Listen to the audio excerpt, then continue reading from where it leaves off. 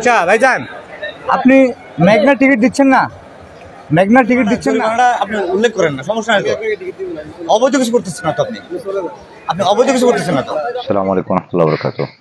প্রিয় বন্ধুরা, আশা করি ভালো আছেন সবাই। আলহামদুলিল্লাহ আমি ভালো আছি।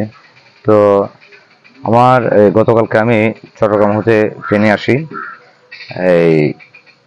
তো ফেনীর আসার পথে আমার বাংলাদেশ রেলওয়ের যে স্টেশন ছিল চট্টগ্রাম, সেখানে আমি একটু হতভম্ব হই বা আশ্চর্য হলাম যে কিভাবে একজন মানুষের কাছ থেকে এই এক্সট্রা ফেয়ার নামক যে বোঝাটা এটা দেওয়া হয় পাবলিকের ঘাড়ে।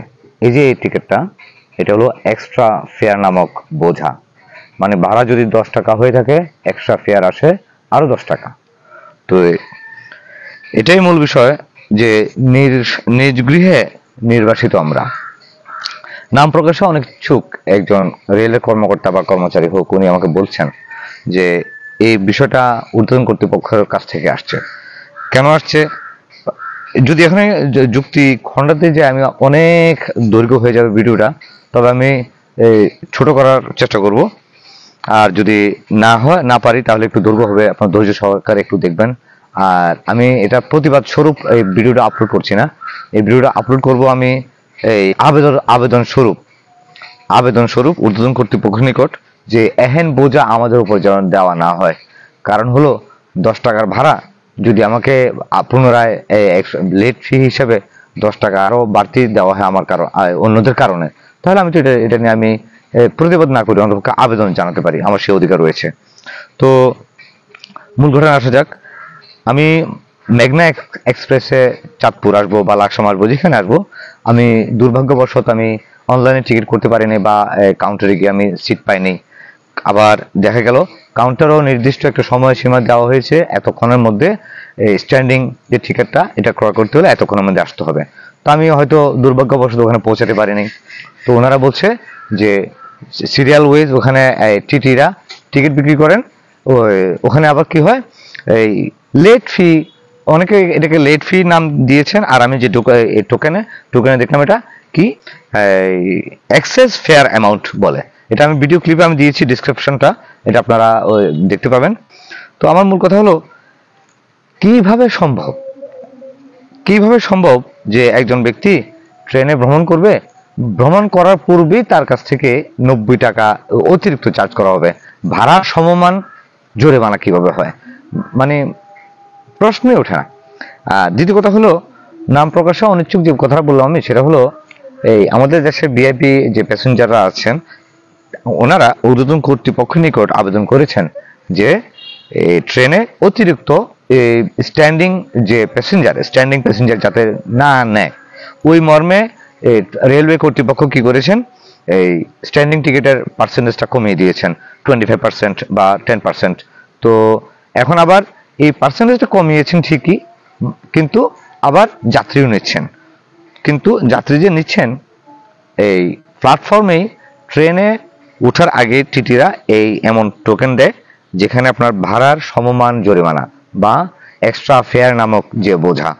তো ভিআইপি প্যাসেঞ্জারদের কারণে কেন আমরা গরিব অসহায় আমরা করব? আপনি চিন্তা করেন, একটা স্টেশনে যদি এরকম টিকেটে মানে এক্সেস ফেয়ার এখানে যদি 200 মানুষ বা 400 মানুষ যদি যায় এই টোকেনের মাধ্যমে, তাহলে হয় কি, আমি ধরলাম দূরবর্তী যে ইয়েগুলো আছে, যাত্রীরা আছে, ওদের কথা বাদ দিলাম। আমি যেখানে গিয়েছিলাম সেখানে হিসাবে ধরি, আমি 90 ইন্টু ধরলাম 400 যাত্রী উঠলো, তাহলে কত হয়? 36,000 টাকা। এই 36,000 টাকা মাসুল কি ওনারা দেবে আমাদেরকে? তা আমাদের এই পার্সেন্টেজ কমিয়ে দেওয়া হোক, সমস্যা নেই, এই স্ট্যান্ডিং টিকিট না দেখ, সমস্যা নেই। কিন্তু ন্যূনতম অনুরোধ আমার রইল, এখানে যে এই এক্সট্রা বা এক্সেস ফেয়ার নামক যে বোঝাটা, আল্লাহর রাস্তে আপনারা এটা আরো একটু লঘু করুন, আরো একটু কমান, প্লিজ ডিক্রিজ ইট। আমাদেরকে এমন সংকোচে ফেলবেন না, অর্থনৈতিক দাবাও আমাদেরকে দিবেন না। অন্যের কারণে, অন্যের আরাম আয়েশের জন্য আমাদের উপর কেন এমন বোঝা হবে?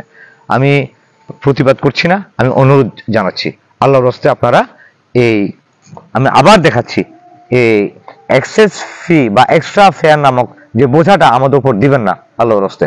আসসালামু আলাইকুম রহমতুল্লাহ। এ হলো মেঘনা এক্সপ্রেস, যেটা চাঁদপুর যায় সেই ট্রেন। আর যে তারিখ আমি গ্রহণ করি সেটা হলো 16/5/2024। আর ট্রেন ছাড়ার পূর্ব মুহূর্তে আমি টিকিট ক্রয় করি 5টা 45, এবং চট্টগ্রাম থেকে ফেনীর টিকিট আমি ক্রয় করি। এবং আমার ফেয়ার ছিল চট্টগ্রাম থেকে ফেনী 90 টাকা।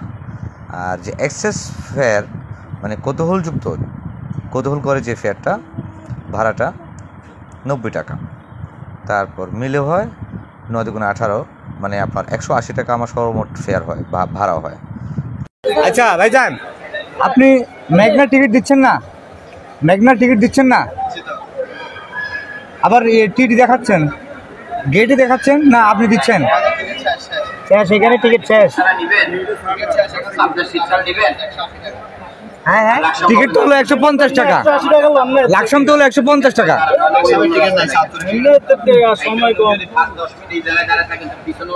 চাঁদপুরে আছে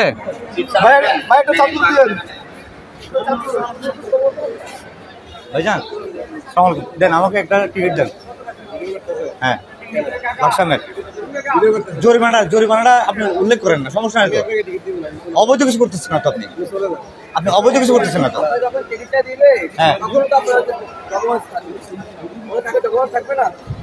না